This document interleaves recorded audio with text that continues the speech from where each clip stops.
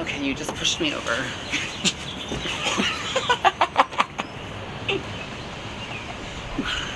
All right.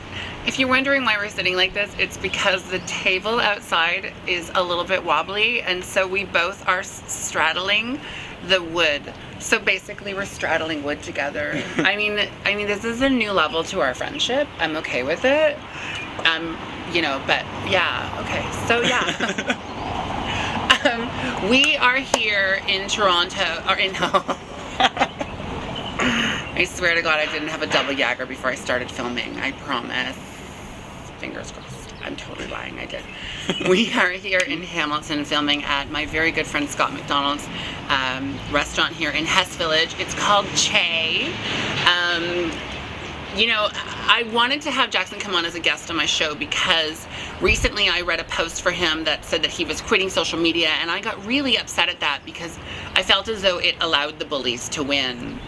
And one of the reasons I wanted to film here at Che in Hamilton was because Scott's always been a really great supporter of mine throughout the years that I lived in Hamilton, and then since I've moved away, he's been really, really good to me.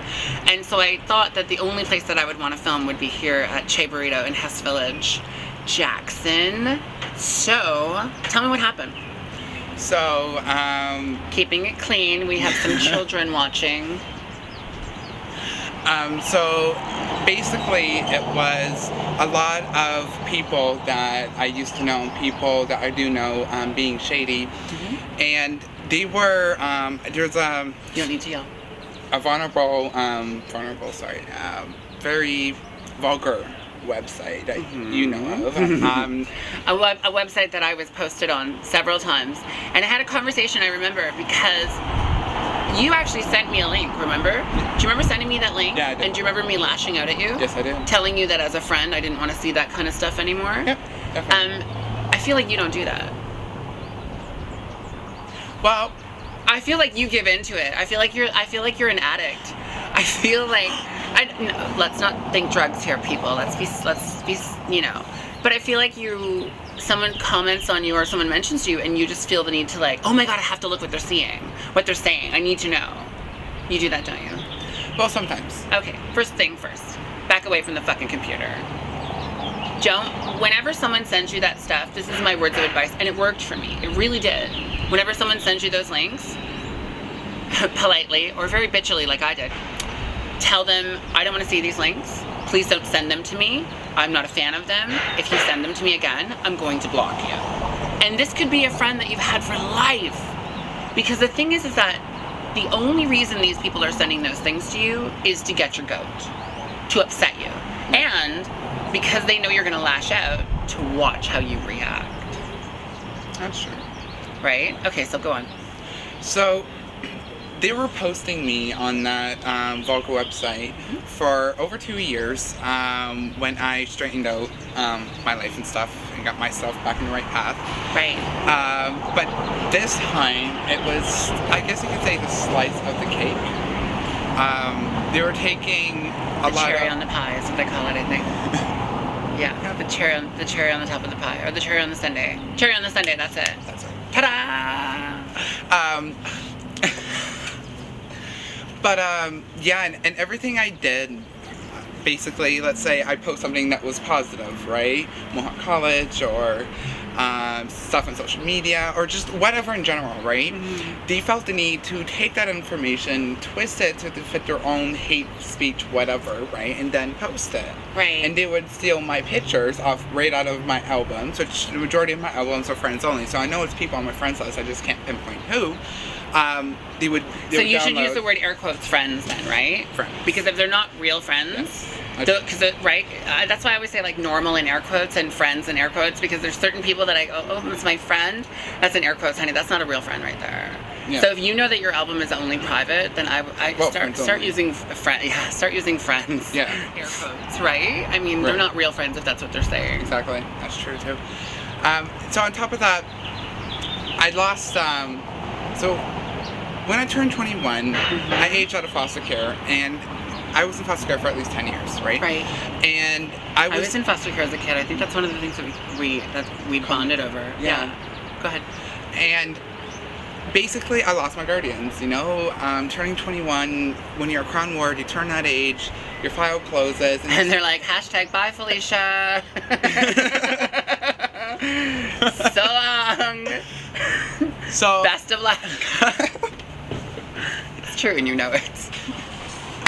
So I am now embarking on the new path without them, right? Right.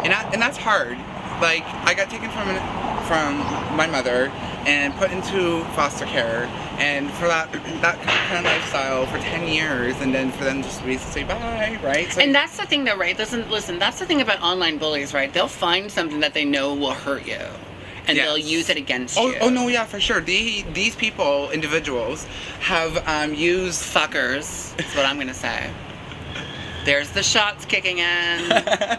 Welcome to Hamilton, Samantha. Okay, go. What was I saying? They used the CAS against me, saying I was a government mooch, and basically saying it was like my fault, like implying it that I was a foster care, and then going off about it. So yes, of course, they have used Challenge 8 against me. For Can sure. I ask you why you felt like that was something you needed to comment on, though?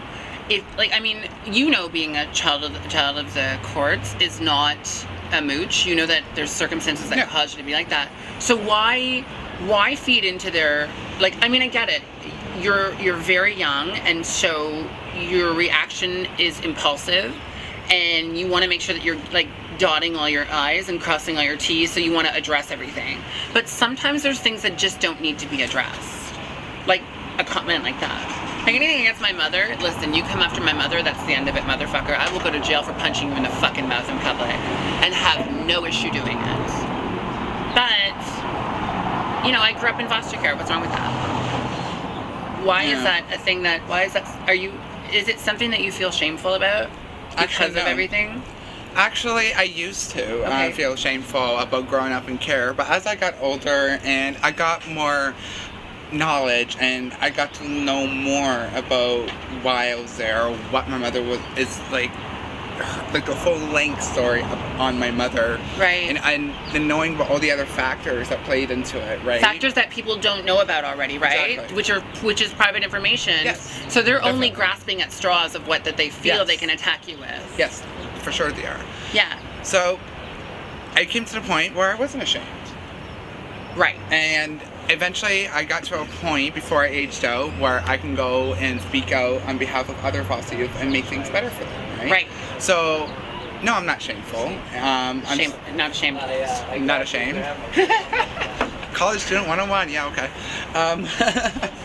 Because I'm a bitch. We already knew that. I can't help it. So, I'm not ashamed to be for that chapter in my life. I'm really not. If I didn't go through growing up in care, I don't think I would be the individual guy I am today. Right. Because no matter what has happened in your past, that has led up to you being the person who you are. You know, I talk about that on my YouTube channel a lot. Yes, I know. Every single thing that I've ever gone through in my life has created the woman that I am today. Exactly. And the hardships I went through as a kid, the abuse that I went through, and all those other things created the person I am today. Exactly. And I always say this, you know, with no inhibitions whatsoever, I can look at myself naked, not in a sexual way, obviously, but sometimes sexually. I mean, let's not be stupid. I can look at myself naked in the mirror and be very proud of that person and have no shame on me whatsoever. Exactly. And I think that that's important, that we are able to let go of those things and just push them aside and be like, you don't have the right to shame me, and I'm not going to allow you to shame me. So, definitely. Hashtag fuck off. Exactly. Right? Exactly. And so that's why, you know, like, I own it.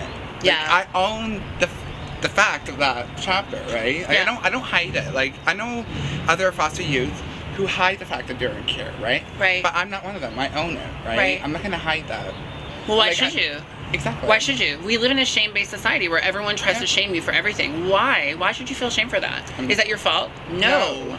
So why should you feel ashamed for it? And I always say, I did not choose to have my mother pick her addictions and other poor life choices over her children. Agreed. I did not choose that. Agreed. That was her choice, not mine. So what made you decide to give up on social media completely? Like, what was it that... I watched you face everything head on, and I was very proud of you. And then that moment that I saw that, I was like, oh no, you're letting the bullies win now. Because everything I did, they were taking my YouTube channel and twisting it also on that Vogo website. They were taking every little thing that I was doing. But why did you keep going on there? Reading. Why? I've read. But why? I've read, yes. But why? But why? Why did you keep going on there? Give a real answer. You know what? I can't formulate one. It's a form of self-harm. You realize that, right? Actually, until you mentioned it, I didn't think about that. It's absolutely a form of self-harm. You know that what you're going to read is going to hurt you, and yet you feel the need to keep going on there and watching it over and over and reading it over and over. That's absolutely a form of self-harm. That's true. I hope that everything's better. Well, yeah, I resumed. Just because you resumed doesn't mean everything's better. Well, I'm still working through stuff. Exactly. Do you feel better about things now? I do. Do you have a good support system around you that's like helping you to not go on that dirty website? I have a new and improved support system that I didn't have before I shut down, yes. Okay, well that's good. On that note, we are going to end everything. That means get the fuck out, bitch. I'm just kidding. Show's over. Get out. I'm kidding. On that note, we're gonna end everything. I just wanted to come down and I wanted to do something really quick with you because I wanted to make sure that you were okay because you're a friend and follower and a fucking fan. That's right, bitch. I fucking said it. Hashtag a fan of Samantha. So I thought I would come down and I would make sure that you were okay. And I'm so thankful to Scott for allowing us the opportunity to film here on his patio while his restaurant's not open quite yet. It does open in 15 minutes, which means I will be having one of the most amazing burritos of my entire fucking life right here at Che Buritto in Hamilton, Ontario in Hess Village. So thank you, Scott. You're awesome. Thank you, Jackson, for coming and doing this with me, for taking your day and doing it with me. I'm really proud of you to see where you're going in your life. It means a lot to see our youth, our GLBTQIQ youth doing so well and really, standing up for themselves. But do me a favor and don't let bullies tell you to stop something, because that's all it is. They're just trying to control you, and their way of controlling you is to getting you to stop your YouTube. Yes. And your Dear Jackson video that you made that's on your channel a week ago really helped me think a lot of things through. Well, I'm glad. I'm glad I was there for you. Yeah, if anyone ever needs me, I'm here. You just have to message me. I'll do my best to respond. And my foot is falling asleep and sliding out of the way. So we're gonna say, as always, thank you so very much for tuning into my channel. You are spending the most amazing commodity of your life watching my channel, and it means the world to me. I thank you so much. As always, never forget to comment, share, and subscribe. Bye.